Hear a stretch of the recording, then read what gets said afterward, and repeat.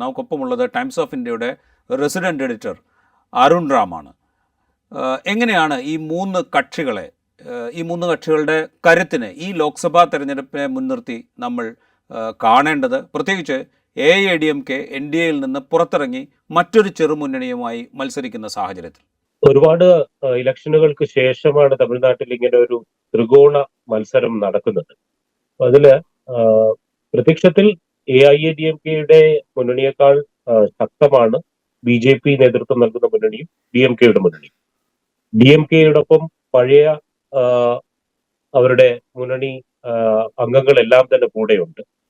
അതായത് CPI, CPM, ഏറ്റവും വലിയൊരു ദളിത് പാർട്ടിയായ VCK, ഒപ്പം കോൺഗ്രസ്. അങ്ങനെ വളരെ ഒരു ഉറപ്പുള്ള ഒരു സ്ട്രോങ് ആയിട്ടുള്ള ഒരു മുന്നണിയാണ് DMKക്കുള്ളത്. BJP AIADMKയിൽ നിന്ന് വിഘടിച്ചു പോയതിനു ശേഷം, അല്ലെങ്കിൽ AIADMK NDAയിൽ നിന്ന് പുറത്തു പോയതിനു ശേഷം കൂടെ ഉണ്ടായിരുന്ന ബഹുഭൂരിപക്ഷം മുന്നണി അംഗങ്ങളും ഇപ്പോൾ BJPയുടെ കൂടെയാണ്. പ്രധാനമായും PMK, പാട്ടാളി മക്കൾ കക്ഷി, BJPയുടെ കൂടെ നിൽക്കുന്നത് വലിയൊരു ശക്തി തന്നെയാണ്.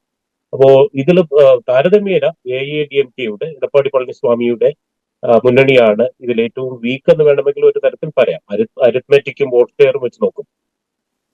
അപ്പൊ DMKക്ക് പ്രത്യക്ഷത്തിൽ ഒരു അഡ്വാൻറ്റേജ് ഉണ്ട് അരിത്മെറ്റിക്കിന്റെ കാര്യത്തിലും, പിന്നെ അധികാരത്തിൽ ഇരിക്കുന്നു എന്നതുകൊണ്ടും അങ്ങനെയുള്ളൊരു അഡ്വാൻറ്റേജ് ഉണ്ട്. പക്ഷേ എന്നാൽ BJPക്ക് ഇത്തരം മുന്നണിയിലെ ആളുകളെ കൂട്ടാൻ കഴിഞ്ഞുവെങ്കിലും അത് എത്രത്തോളം അതൊരു ഈ AIADMKയിൽ നിന്നുള്ള വിഘടിച്ച് നിൽക്കുന്നത് കാരണമുള്ള ഒരു സ്പ്ലിറ്റ് വോട്ടിനെ എത്രത്തോളം നിഗേറ്റ് ചെയ്യാൻ കഴിയുമെന്നുള്ളത് ഇനിയും ക്ലിയർ ആയിട്ടില്ല. BJPക്ക് തുടർന്നും ഇതൊരു വലിയ ചാലഞ്ച് തന്നെ ആയിരിക്കും. കാരണം മുന്നണി ഒരുമിച്ച് ഉണ്ടാക്കിയെങ്കിലും അവരുടെ വോട്ട് ഷെയർസ് ആഡപ്പ് ചെയ്യുന്നില്ല ഇപ്പൊ നോക്കിയാണ്. കാരണം AIADMK പലയിടത്തും 9ഓളം കോൺസ്റ്റിറ്റ്യുവൻസീസിൽ AIADMKയും BJPയും നേർക്കുനേർ പോരടിക്കുകയാണ്. വോട്ട് വിഘടിക്കാനും അത് DMKക്ക് സഹായകരമാകാനും സാധ്യതയുണ്ട്. NDAയുടെ കാര്യം നമ്മൾ എടുക്കുമ്പോൾ തമിഴ്നാട്ടിൽ സ്വാധീനം ഉറപ്പിക്കുക എന്ന ലക്ഷ്യത്തോടുകൂടി BJP വലിയ ശ്രമം നടത്തുന്നത് നമ്മൾ കാണുന്നുണ്ട്. അതിന് മുൻകൈ എടുത്തത് പ്രധാനമന്ത്രി നരേന്ദ്രമോദി തന്നെയാണ്. അദ്ദേഹം പുതിയ പാർലമെൻറ്റിൽ ചെങ്കോൽ സ്ഥാപിക്കാൻ തീരുമാനിച്ചത്. ചെങ്കോൽ തമിഴ്നാട്ടിൽ നിന്ന് സ്വാതന്ത്ര്യം കിട്ടിയ സമയത്ത് കൊണ്ടുവന്ന് ജവഹർലാൽ നെഹ്റുവിന് കൊടുക്കുകയും ജവഹർലാൽ നെഹ്റു അത് ഒഴിവാക്കുകയും ചെയ്തതാണ് എന്നൊക്കെയുള്ള കഥകൾ പ്രചരിപ്പിച്ചുകൊണ്ട് ചെങ്കോൽ പുതിയ പാർലമെൻറ്റ് മന്ദിരത്തിൽ സ്ഥാപിക്കുന്നു. അത് സ്ഥാപിക്കുന്ന ചടങ്ങിലേക്ക് തമിഴ്നാട്ടിലെ മഠാധിപതികളെ ക്ഷണിക്കുന്നു. പുതിയ പാർലമെൻറ്റ് മന്ദിരത്തിൽ തമിഴ്നാട്ടിലെ മഠത്തിൻ്റെ ഉടമകളായിട്ടുള്ള അല്ലെങ്കിൽ മഠാധിപതികളായിട്ടുള്ള ആളുകൾ ആദ്യം പ്രവേശിക്കുന്നു. അതേ തുടർന്ന് അന്താരാഷ്ട്ര വേദികളിലെ പ്രസംഗങ്ങളിൽ തമിഴ് മഹിമ നരേന്ദ്രമോദി എടുത്തു പറയുന്നു.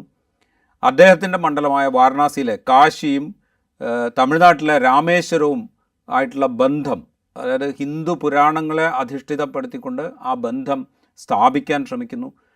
അതിനുശേഷം ബാബറി മസ്ജിദ് തകർത്ത സ്ഥലത്ത് നിർമ്മിച്ച രാമക്ഷേത്രത്തിൻ്റെ പ്രതിഷ്ഠാദിന ചടങ്ങ് നടക്കുന്നതിന് മുന്നോടിയായി അദ്ദേഹം നരേന്ദ്രമോദി തമിഴ്നാട്ടിലെ പല ക്ഷേത്രങ്ങളിൽ ദർശനം നടത്തുന്നു.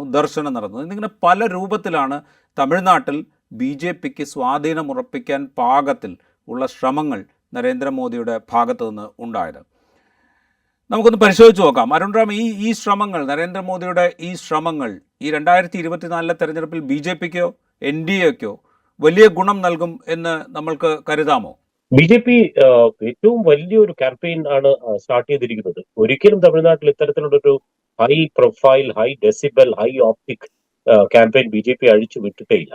കഴിഞ്ഞ 4-5 മാസങ്ങളിൽ അത്രയും തവണ തന്നെ 4-5 തവണ തന്നെ നരേന്ദ്രമോദി തമിഴ്നാട് സന്ദർശിച്ചിരുന്നു. അപ്പോൾ ഒരു വലിയൊരു ഒരു ഗോളിളക്കം തന്നെ സൃഷ്ടിക്കാൻ BJPക്ക് കഴിഞ്ഞിട്ടുണ്ട്. അതിന് യാതൊരു സംശയവും. അതിനു മുമ്പ് തന്നെ അണ്ണാമലയുടെ പാദയാത്ര, അതും ഒരുപാട് ഒച്ചപ്പാടുണ്ടാക്കിയിരുന്നു. ഒരുപാട് കാഡേഴ്സിനെ എൻതൂസ് ചെയ്യാൻ സഹായിച്ചിട്ടുണ്ട്. അപ്പൊ മൊത്തത്തിൽ ഒരു സൗണ്ട് ബൈറ്റ്സും ഒപ്റ്റിക്സും ഒക്കെ വെച്ച് നോക്കുമ്പോൾ BJP ഒരുപാട് ഇമ്പാക്ട് ക്യാമ്പയിൻ ഫോറത്തിൽ സൃഷ്ടിച്ചിട്ടുണ്ട് എന്ന് തന്നെ വേണം കരുതാൻ. എന്നാൽ അത് എത്രത്തോളം വോട്ടായി പരിണമിക്കുമെന്നുള്ളത് സംശയമാണ്. കാരണം BJPക്ക് ഹിസ്റ്റോറിക്കലി പരിശോധിച്ചു കഴിഞ്ഞാൽ BJPക്ക് ഒരു 5% വോട്ടിന് താഴെയാണുള്ളത്. അപ്പോ എനിക്ക് തോന്നുന്നത് ഇത്തരത്തിലുള്ള ക്യാമ്പയിന്റെ ഒരു ബ്ലിറ്റ്സ് ക്രീഗ് എന്ന് തന്നെ പറയാം. അത് കാരണം പാർട്ടിയുടെ കാഡേഴ്സിനെ, ആക്ടിവിസ്റ്റ്സിനെ ഒക്കെ ഒന്ന് ഇൻവിഗറേറ്റ് ചെയ്ത് എടുക്കാൻ പാർട്ടിയെ ഒരുപാട് സഹായിച്ചിട്ടുണ്ടെങ്കിലും അത് പാർട്ടിയുടെ ഒരു ഫുട് ഹോൾഡ് അല്ലെങ്കിൽ ഒരു ഫുട് പ്രിന്റിനോ അല്ലെങ്കിൽ ഒരു വോട്ട് ബേസിനെ എത്രത്തോളം ബ്രോഡൻ ചെയ്യാൻ സഹായിച്ചിട്ടുണ്ടോ എന്നുള്ളത് കാര്യം സംശയമാണ്. എന്നാൽ ഒരു വലിയ പരിധിവരെ മോദിയുടെ ഈ തുടർന്നുള്ള സന്ദർശനങ്ങളും ക്യാമ്പയിൻസും, എസ്പെഷ്യലി ഇപ്പോ കഴിഞ്ഞ ആഴ്ച കോയമ്പത്തൂരിൽ അദ്ദേഹം ഒരു വലിയൊരു പൊളിറ്റിക്കൽ സ്റ്റേറ്റ്മെന്റ് ആണ് നടത്തിയത്. കാരണം അവിടെ പ്രസംഗിക്കുന്നതിലുപരി അവിടെ കോയമ്പത്തൂരിൽ പണ്ടും സീരിയൽ ബോംബ് ബ്ലാസ്റ്റ് നടന്ന ആ വീഥികളിലൂടെയൊക്കെ സഞ്ചരിക്കുക അല്ലെങ്കിൽ കോയമ്പത്തൂരിലൂടെ ഒരു റോഡ് ഷോ തന്നെ നടത്തുകയായിരുന്നു ഉണ്ടായിരുന്നത്. അത് ഒരു തരത്തിൽ ഒരു നൊസ്റ്റാൾജിയ ഉണ്ടാക്കാൻ, പണ്ട് എൽ കെ അദ്വാനിയുടെ രഥയാത്രയുടെ പഴയ ഓർമ്മകൾ പുതുക്കാനുള്ള ഒരു ശ്രമം കൂടിയായിരുന്നു. അപ്പൊ അങ്ങനെയുള്ള ഒരു ഇമോഷണൽ വിപ്പിംഗ് അപ്പും ഒപ്പം പ്രധാനമന്ത്രി ഇത്രയും തവണ വരുന്നു എന്നുള്ളതിന്റെ ഒരു ഇതുമെല്ലാം ബി.ജെ.പിയുടെ ക്യാമ്പയിന് നിസ്സംശയം ആക്കം കൂട്ടിയിട്ടുണ്ട്. ബി.ജെ.പി കഴിഞ്ഞാൽ നേരത്തെ പറഞ്ഞല്ലോ എൻ.ഡി.എയിലെ മുഖ്യ കക്ഷികളിലൊന്ന് പട്ടാളി മക്കൾ കക്ഷിയാണ്. വണ്ണിയർ സമുദായത്തിൽ വലിയ സ്വാധീനമുള്ള പാർട്ടിയാണ്.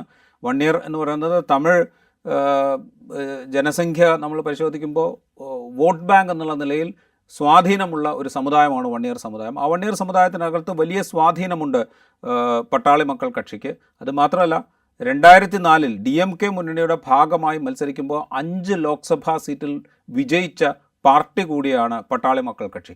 പട്ടാളി മക്കൾ കക്ഷിയുടെ സാന്നിധ്യം NDAക്ക് എത്ര ഗുണം ചെയ്യും എന്നാണ് അരുൺ കരുതുന്നത്? തീർച്ചയായും PMKയുടെ സാന്നിധ്യം ബി.ജെ.പി നയിക്കുന്ന മുന്നണിക്ക് ഗുണം ചെയ്യുക തന്നെ ചെയ്യും.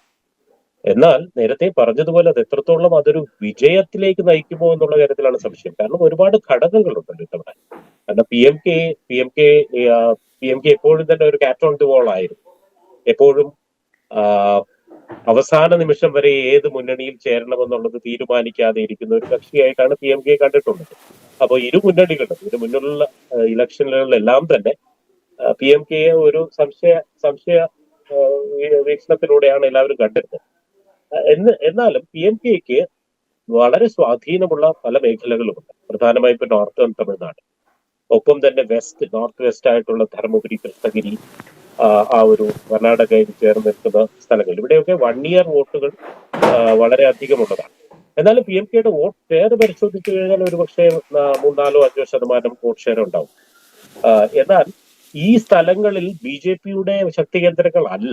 പ്രധാനമായും ഇപ്പോ നോർത്തേൺ ഡിസ്ട്രിക്ട്സ് എന്ന് പറയുന്ന എസ്പെഷ്യലി ആന്ധ്ര വോട്ടി നിൽക്കുന്ന പ്രദേശങ്ങളൊന്നും ബി.ജെ.പിക്ക് അത്ര സ്വാധീനമുള്ള സ്ഥലങ്ങളല്ല.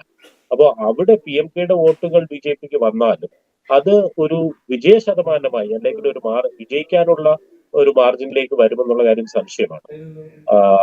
ഒപ്പം തന്നെ DMKയും DMK വളരെ സ്ട്രോങ് ആയിട്ടുണ്ട്. കാരണം ഇതേ കേന്ദ്രങ്ങളിൽ തന്നെ VCK തൊൽ തിരുമാവളവന്റെ ദളിത് കക്ഷിയായ വിടുതലൈ സിറുതകൾ, അത് സ്ട്രോങ് ആയിട്ടുള്ള പല മണ്ഡലങ്ങളുമുണ്ട്. അപ്പൊ അത് വെച്ച് നോക്കുമ്പോൾ VCKയും DMKയും തമ്മിലുള്ള ഒരു മുന്നണിക്കാണ് ഒരുപക്ഷെ ഈ പ്രദേശങ്ങളിലൊക്കെ മുൻതൂക്കം ഉള്ളത്.